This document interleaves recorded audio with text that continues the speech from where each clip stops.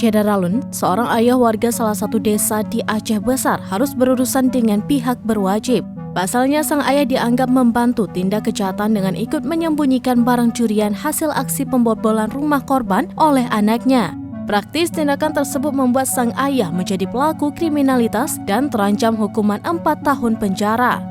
Seperti diketahui, tim Rimeng Satreskrim Polresta Banda Aceh bersama Satreskrim Polres Luk Semawe berhasil menangkap pria berinisial MF berusia 32 tahun di Kampung Alulim, Plamangat, Kota Luk Semawe pada Sabtu 20 Oktober 2022 sore.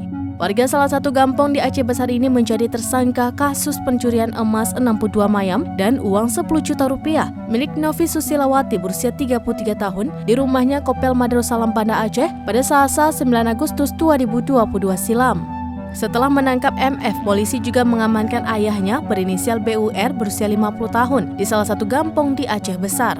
Karena berdasarkan pengembangan dari sang anak, ayahnya juga ikut menyembunyikan sisa gelang emas curian tersebut seberat 10 mayam.